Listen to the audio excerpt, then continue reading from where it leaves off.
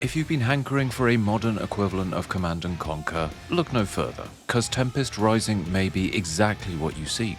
Built on the foundations of the legendary series, Tempest Rising presents fast-paced and explosive RTS action for the modern era. Set in the not-too-distant future after mankind has already bombed the hell out of itself, the world is a battleground for two distinct factions. The GDF, a self-styled peacekeeping force, and the Dynasty, who see the irradiated world as their birthright. Both see the enigmatic new energy source of the Tempest as the future, and both seek to claim it to keep their war machine turning.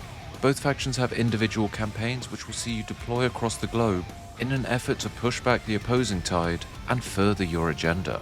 This is loud, this is flashy, this is a screaming symphony of heavy metal guitar riffs, and just as cool as you remember the OG Command & Conquer games being way back in the day. This is Tempest Rising. It doesn't take long for Tempest Rising to show you what it is. It is fast, it is deliberate, and it provides the player with a ton of tools to use and master. It's easy to get in the door and get swept up in the spectacle of it all, but underneath that is a very precise and intricate game. The time to kill is very low. A few units focusing on something they have advantage against will take it out of the fight with ease. You scale that up to when you have dozens of troops, vehicles, tanks, and aircrafts, and you are in a situation where battles can be won or lost on split-second decision-making. It's easy to blob your troops together and send them in, but you're missing a lot of potential power from synergies your units have. Engineers can lay down or sweep mines, setting or preventing traps. Troop transports can tear into the enemy and disable units with AoE abilities before unloading units and getting out of the fray. Nimble vehicles can mark enemies, setting them up to take extra damage from select units. There's a ton of ways to approach a fight, and the amount of additional mechanics each unit has means there is a high skill ceiling to aspire to.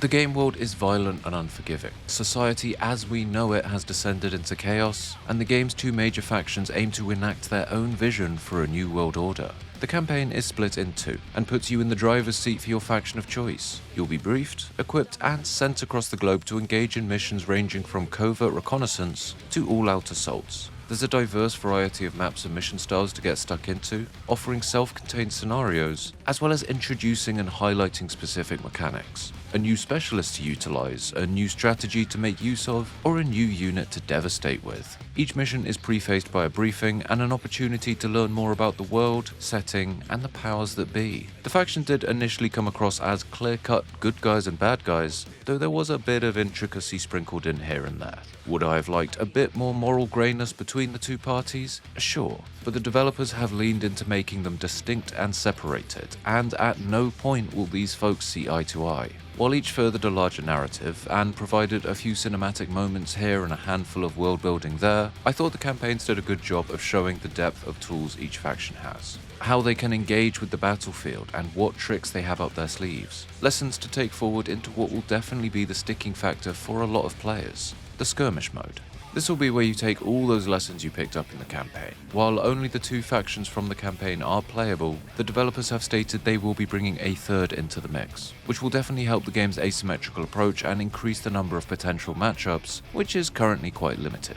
Furthermore, maps are maxed out at 4 players, with 9 to choose from, the majority of which being for just 2 players. All of them are perfectly symmetrical, leaning towards competitive grounds above all else. That certainly seems to be the overall focus of the game, but it would have been nice to see a few more lopsided maps or larger maps leaning towards fun over competitive balance, though I am sure we will see that along with more maps in general in the future. There are neutral buildings scattered around which can be captured and built around, providing vision and the means to have small satellite bases, so not quite as cut and dry as 2 bases with a big fight in the middle as you might expect. Where the campaign throws you into the fire a bit with big bases and lots of troops at your disposal, Skirmish has a slower and more methodical start. Your economy takes a bit of time to get going, with slower early scouting phases foreshadowing the bigger battles to come. It doesn't take long to churn out troops, and unlocking more advanced units is tied to buildings and improvements, so you can get some powerful toys to play with soon into a match. And once you hit that first confrontation, you can expect the battles to come thick and fast until the end of the game. The AI did enact some pretty unorthodox battle plans here and there, like throwing all its hopes into turrets and sporadic defenses. Some matches they played fairly competently, others they were quite silly. So I'm thinking there may be some kind of behavior list that gets allocated to different AI opponents. That aside, the skirmish mode is solid, though it will definitely benefit from the third faction and any additional maps they have in the pipeline. Because those factions are at the heart of everything. They look, feel and function differently, from their units, strategies, right down to how they build or harvest resources. The GDF has a lot of deliberate interactions between their units, marking enemies and capitalizing on said marks. Doing so will generate intel, an extra resource to spend, and their recon powers let you play a bit more safe and controlled. They utilize speed, put distance in, and follow up with some powerful and calculated attacks. And that's all very satisfying, but I personally prefer the Dynasty. They felt much more aggressive, getting up close to your enemy to devastate them with flamethrower weapons. They utilize big AoE attacks and brute force to push their way through an enemy. They can overload power stations to boost production of nearby buildings, meaning you can keep pumping out units to throw into the meat grinder and overwhelm your opponent. Both factions can be tailored with doctrines, which you could think of as a tech tree, with greater bonuses to different styles of play the deeper you go into the paths. Furthermore, they each have their own roster of specialists to choose from, powerful units that can shape your game plan and turn the tide of battle. There is a lot this game does well. Just the feeling of it is great. It's fast, exciting and atmospheric. The animations are top notch, and the look, sound and feel of combat is excellent. Units feel responsive. The designs are interesting with gameplay merit, and specialists act as the linchpin in armies without feeling like overpowered hero units. The campaign has great production value with the cinematic snippets and mission briefings, and the world and setting is interesting. It's high octane. You're hearing the constant drone of assault forces, explosions from tanks and heavy weaponry, all undercut by an intense metal soundtrack. Command is under attack. Autographs reporting. Let's confirm. Watching the skies. The low time to kill means you are constantly engaged, and unit powers and synergies mean that fights tip in the favor of whoever's making the best decisions, on the larger scale and the micro level. It's exciting to play, and strangely nostalgic. Now, it definitely goes a lot heavier than Command & Conquer and that whole era of RTS games. But when I think back to playing them, I imagine them being way more intense and cinematic and all guns blazing than they actually were. That's what this is. And with that, you are probably expecting me to say that I loved every minute and I cannot wait to play more, but no. I cannot deny that this is a good RTS, maybe even a great RTS, but it wasn't the one for me.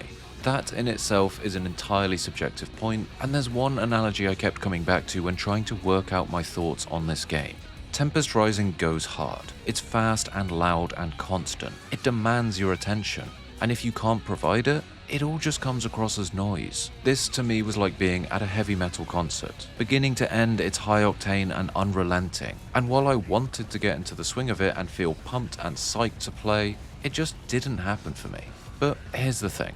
A lot of people really love heavy metal concerts. No one is right or wrong in their tastes and opinions. It's just what they are looking for and what they get. Same with Tempest Rising, it cranks everything up to 11 and is absolutely what some people want. The game is not offering something disingenuous. It shows what it is and delivers on that. But that's just the way it goes. What it's offering isn't for everybody. I'm no stranger to the genre, and I will regularly go and play my select RTSs. But I won't sit here and pretend that I am a Command & Conquer diehard and that Tempest Rising is all I ever wanted, because that would be a lie. Though that doesn't mean I cannot see the huge appeal of this game, and it is absolutely something I can see people loving. I cannot reasonably say if it's the right game for you or not, given my opinions are so subjective. All I can do is lay out the details, share my observations, present the objective information for you to decide which way you want to go with it. And whichever way you do go, I would love to hear from you down below. If you've dived into the game and have had an absolute blast with it, really, I am happy for you. And I would love to hear your experiences in the comments. If you've enjoyed your time here today, a like on the video and a subscribe to the channel are always appreciated. I'm here each week with strategy content from all corners of the genre, but there's a ton of other content on the channel for all tastes and preferences. But anyway, this has been Tempest Rising, an RTS for modern times with energy and intensity from start to finish. I may not have resonated with it, but I sure as hell respect what it is doing.